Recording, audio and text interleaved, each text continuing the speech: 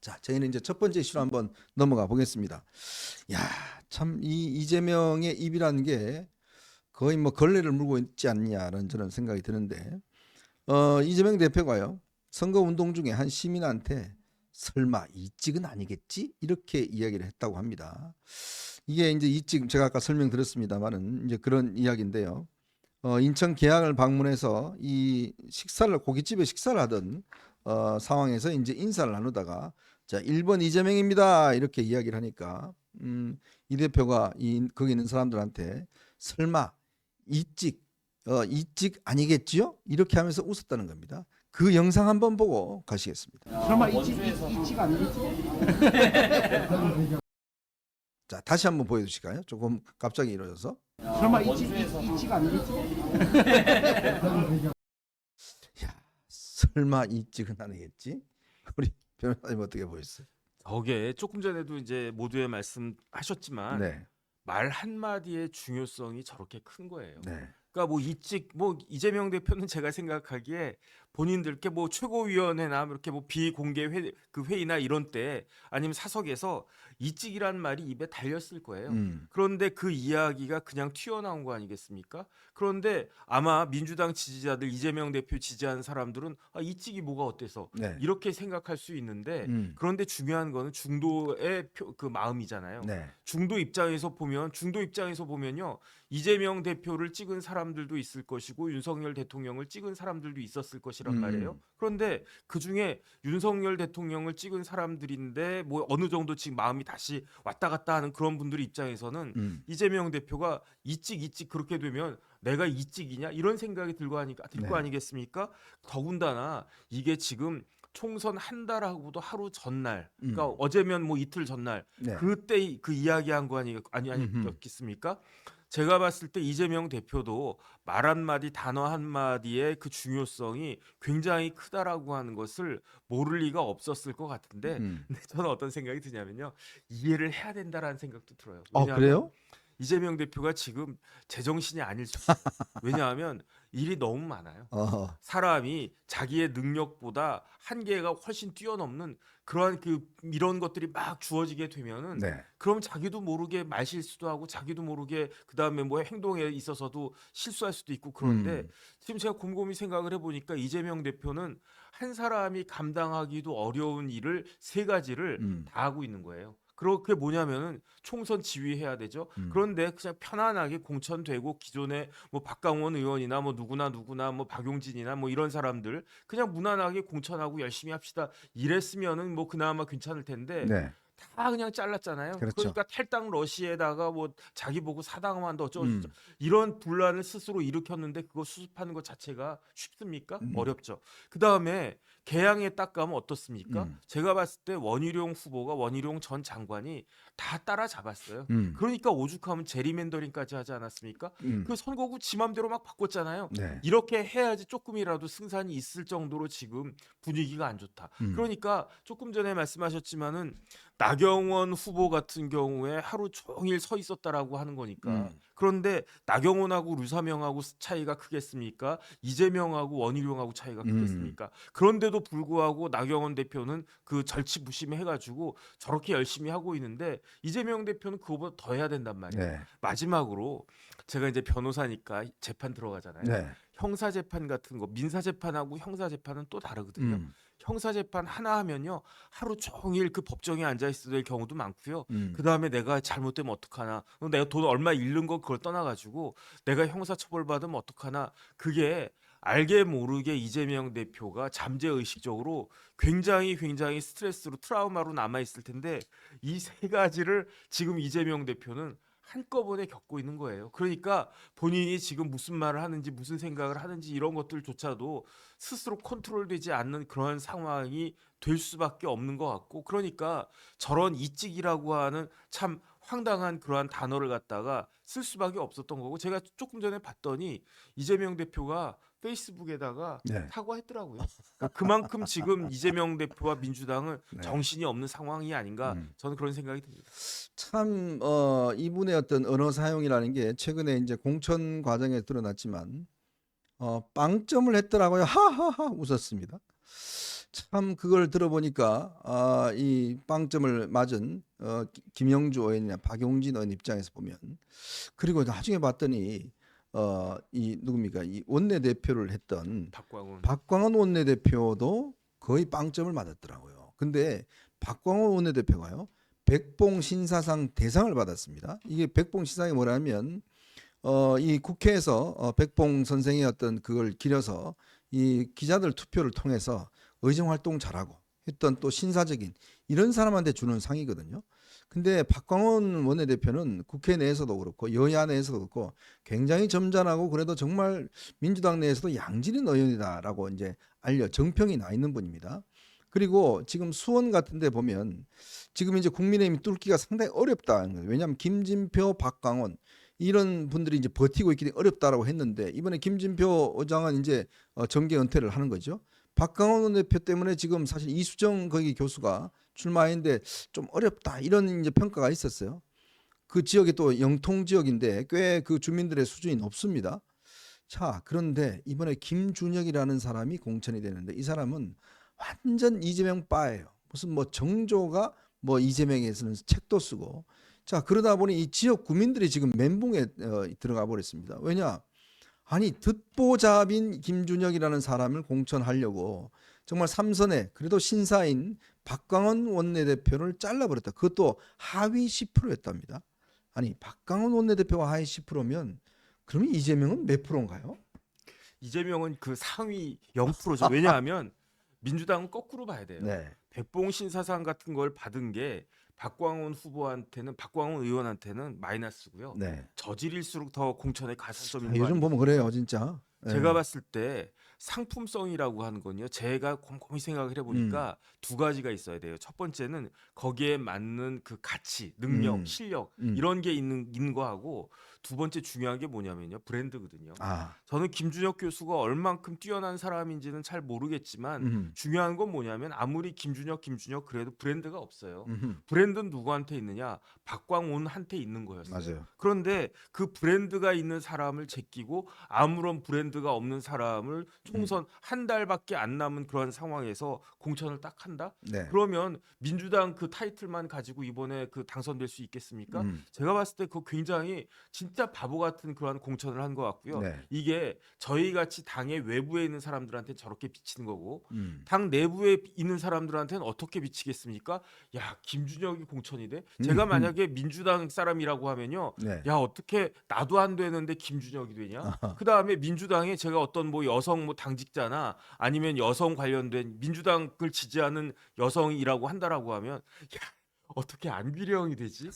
어이, 그 내가 돼야 되는데 네. 안규령이 나보다 잘났나? 안규령이 나보다 더 뛰어난가? 안규령이 나보다 더 당에 충성했나? 그런 생각하지 않겠습니까? 요즘요, 이경희가 제일 열받았대요. 이경희가 자기는 컷오프 됐는데 네네. 안기령이 되는 거 보고 거의 요즘 멘붕 상황이래요. 아니, 그럴 수 있는 거죠. 그러니까 이경 그 부대변인이었나요? 이경 같은 사람 입장에서 보면은 안규령이 그 공천을 받는 게 용납이 안 되는 거죠. 네. 왜냐하면 본인이 더 열심히 하고 본인이 더 뛰어나다. 미모도 본인이 더 뛰어나다고 생각하지 않겠습니까? 그러니까 지금 제가 봤을 때 그 민주당의 공천은 사천을 넘어서 뭐 명천이라고 이야기했지만, 명천이라고 하는 것은 굉장히 점잖은 말이고요. 네. 망천 아닌가? 일부러 망하려고 작정한 공천이 아닌가? 왜 그러냐면 저희 같은 외부 사람들한테도 브랜드 없는 사람들을 저렇게 막 공천하는 게 제가 봐도 이상한데, 거기에다가 당 내부에서 균열을 스스로 만드는 거 아니겠습니까? 네. 공천 받아야 될 사람이 받아야 되는데 공천 받아야 될 사람은 받지 못하고, 진짜 사실은 도봉 같은 경우에 인재근 의원이 얼마나 일을 잘했는지는 모르겠지만 그럼에도 불구하고 인재근은 김근태라고 하는 그 후광이 있기 때문에 누가 뭐라고 할 수가 없는 그런 네네. 분이잖아요. 하지만 그 자리를 뺏고 안규령한테 줬다, 박광원을 뺏고 김준혁을 줬다.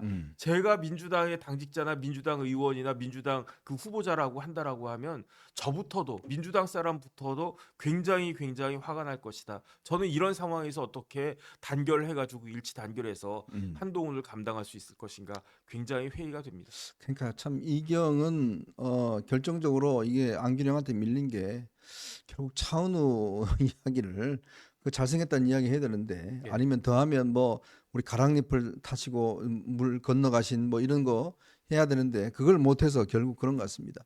저는요 이번에 참 공천을 보면 이재명이라는 사람이 조금 이성을 잃었다고 판단되는 게 뭐냐면 이 자신을 그 변호했던 변호인들 있지 않습니까? 네네. 박균택 변호사를 지금 또 이제 경선에 붙여서 결국 지금 후보가 됐습니다. 또 오늘은요 양부남 법률위원장 광주 서울의 경선에 또 승리를 했어요. 자 여기다가 지금 그 이 서울 서대문 갑에 청년 공천이라고 이제 이야기를 해놔놓고 여기 원래는 이제 이 3인에서 성치훈 지금 정책위 부의장을 발표를 했다가 갑자기 그 뒤바뀌어 버리면서 성치훈이 예전에 그 안희정 캠프에서 관련된 이제 뭐 2차 가해 운운하는데 그거 이미 다 뭐 나온 이야기입니다. 근데 김동아라고요. 거기 또 평택에 출마하려고 했다가 포기했던 정진상 변호사의 변호인을 정진상 변호사를 또 이번에 3인에 올렸습니다. 아마 제가 볼 때는 김동아가 최종적으로 될 가능성이 높아요. 그러니까 이런 걸 보면 이재명의 공천의 어떤 이 사천이라고 이야기할 수밖에 없는 게 본인의 사천이 아니라고 그러지만 아니 자신의 변호인들을 이렇게 많이 공천하는 대표가 있습니까? 그러니까 제가 봤을 때는요 민주당에는 존엄이 있어요. 북한에만 존엄이 존엄. 있는 게 아니고 민주당에는 민주 존엄이 있어요. 음. 그러니까 이재명 대표 보고 차은우보다도 더 얼굴 천재다라고 이야기를 할 수밖에 없고요. 네. 아니, 북한에서 제일 잘생긴 사람 누구겠습니까? 김정은이지. 민주당에서 제일 잘생긴 사람 누굽니까? 조국도 아니고 네. 문재인도 아니고 문재인 조국 다 본인들이 잘생겼다라고 막 사람들이 그러지 않았습니까? 지금은 이재명이에요. 그 다음에 김준혁 교수가 쓴 책을 보면은 이재명은 정조보다도 더 뛰어난 사람 아닙니까? 그렇죠. 그러니까 이재명 대표는 진짜로 뭐 가랑잎 이 정도까지는 아니더라도 얼굴은 차은우보다도 더 잘생기시고 그 다음에 이제 머리는 정조보다도 더 뛰어나시고 그 다음에 이제 심지어 코딱지까지도 굉장히 신성한 네. 그런 존엄이 아닌가 저는 그런 생각이 들고요. 이렇게 존엄 민주당의 민주존엄 이재명 대표 밑에 누가 있느냐?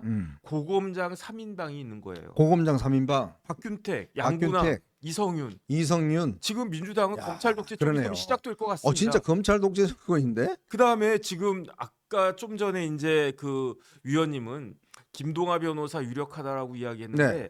그런데 같이 경선에 들어가는 사람 중에 하나가 김규현 변호사가 김기현 변호사 있어요. 김규현 변호사 검사 출신이에요. 예. 그러니까 제가 봤을 때 저는 이야. 김규현 변호사가 될 가능성이 더 있지 않을까? 네. 왜냐하면 그냥 조용히 넘어갔으면 그 김동아 변호사가 됐을 수도 있을 것 같은데 이렇게 그냥 뭐 이렇게 소란을 갖다 피워놨는데 김동아를 그 공천을 할까? 제가 봤을 때 그러면 김규현 하지 않겠습니까?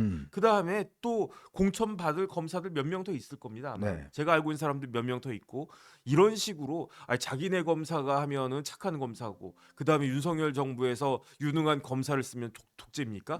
이런 식으로 국민들을 호도하면 안 된다. 저는 그렇게 생각합니다. 참 정말 이 검사들 이렇게 공천을 많이 하는 이유는 보면 제가 볼 때는 이제 자기에 대한 어떤 보상도 있지만 앞으로의 대비책도 있는 것 같아요. 네네. 그게 뭐냐면 본인이 이제 다음 국회의원이 된다 하더라도 뭐 제가 볼 때는 될 가능성이 지금 점점점 없어져 가는 것 같은데 워낙 원희룡 후보가 잘하고 있어서 이제 뭔가 검찰에 대한 어떤 이 대응을 하기 위해서 사실은 변호인들 쓰는 것보다는 국회의원 쓰는 게 낫잖아요. 네네. 그러니까 이제 그런 것들을 좀 겨냥해서 법률적인 방어를 하기 위해서 검사들 많이 쓰는 거 아닌가.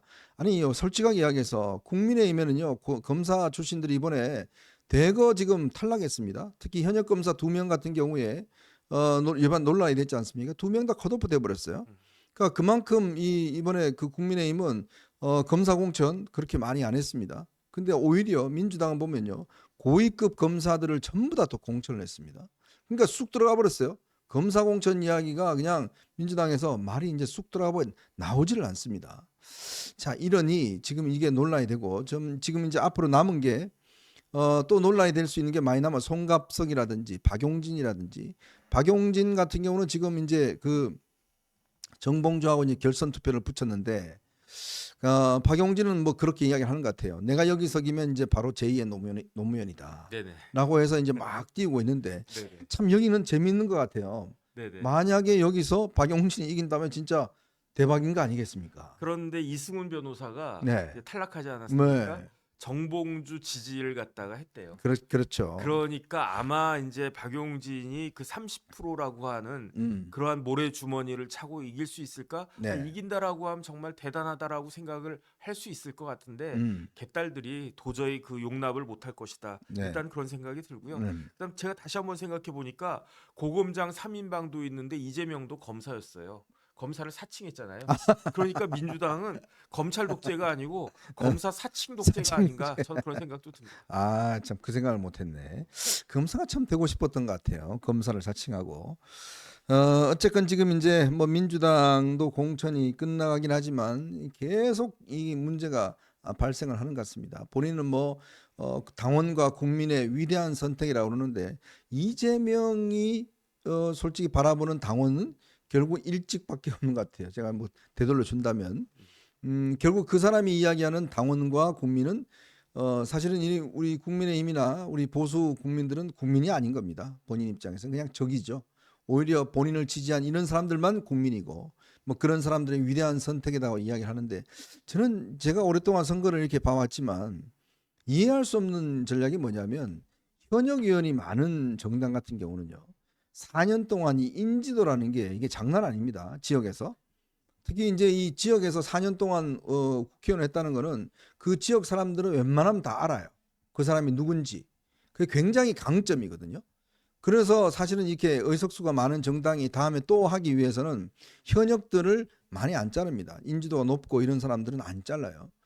그런데 지금 민주당이 공천하는 걸 보면 그나마 그래도 인지도가 높고 좀 좋은 평가를 받았던 의원들은 싹 다 잘라버렸어요. 그러면서 듣도 보도 못한 이 친명들만 다 배치를 해버렸어요. 저는 물론 국민의힘한테는 하나의 기회가 될 수 있는 겁니다. 이게 거의 똑같이 출발하는 거니까 기회가 될 수가 있고 유리한 지점이 있고 제가 아까 말씀드렸던 수원 같은 경우도 박강원 대표가 날아가면서 듣보잡 김준혁이 왔는데 사실 그 김준혁보다는 오히려 이수영 교수가 더 인지도가 높잖아요. 이 전체 자체는. 이런 건데 왜 이렇게 본인한테 유리한 이런 것들을 정말 발로 차면서까지 이렇게 지금 심한 공천을 할까? 결국은 지금 이재명의 머릿속에는 오로지 내가 살아야 된다. 근데 내가 사는 방법은 똘똘 뭉친 친명들밖에 없다. 그래서 사람을 못 믿는 거예요. 그렇죠. 사람들을 못 믿으니까 결국은 내가 믿을 수 있는 사람은 찐명밖에 없다. 네네. 라고 지금 저는 생각하기 때문에 지금 제정신이 아닌 공천을 하고 있는데 자 이렇게 상황에서 이제 이 임종석도 그렇고 뭐 등등 이제 잔류를 했습니다. 특히 뭐 김부겸 지금 뭐 보니까 뭐 선대위원장 이야기를 하던데 그런 제가 볼 때는 아마 하기가 어려울 것 같아요. 왜냐 자기 동지의 피를 듣고 어떻게 선거운동을 하겠습니까? 그리고 선거운동 한다는 그 말 자체에 대해서 국민이 믿어주겠냐고요. 임종석이 나와서 아이고 우리 이재명 대표님 대단합니다. 이번 공천 잘 됐습니다. 그러니 여러분 찍어주세요.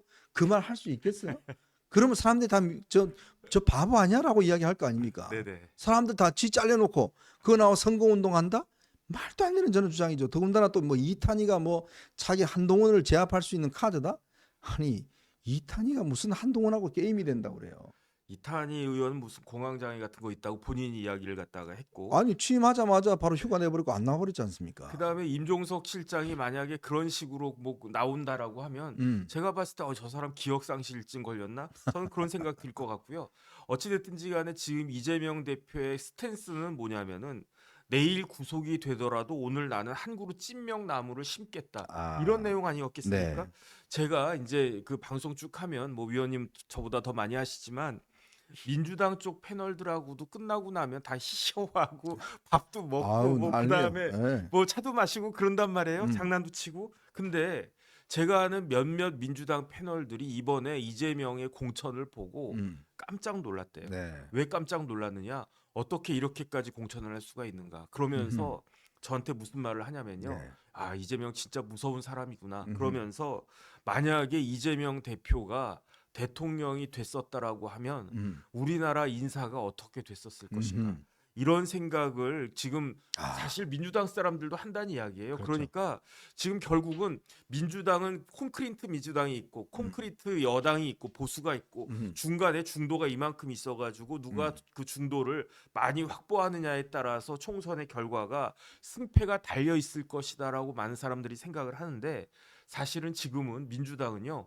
중도를 뺏어오는 것은커녕 자기 지지층인 민주당 그 지지자들이 이탈하지 않을까 네. 그거를 걱정해야 되는 그러한 수준이 아닌가 이렇게까지 민주당을 이재명 대표가 망가뜨렸다 저는 그런 생각이 듭니다. 네. 어쨌건 제 주변에 뭐 민주당 지지하는 분들은 선거 포기하겠다는 분들도 꽤 있는 것 같습니다. 선거 많이 포기하셔야 됩니다. 투표를 그래야지만 유리하니까요. 괜히 나왔다가 민주당 찍으면 또 안 되니까 말이죠. 자, 저희는 이제 두 번째 이슈로 한번 넘어가 보겠습니다. 여러분 보시면서 좋아요 많이 눌러주시고요. 많은 응원 부탁드리도록 하겠습니다. 참 이 배경이 오늘 보니까 마음이 좀 보기가 좋네요. 이 꽃도 있고 뭐 이렇게 이 벚꽃이 많이 피어 있을 때 저렇게 우리가 좀 승리를 하면 정말 나라를 살릴 것 같습니다.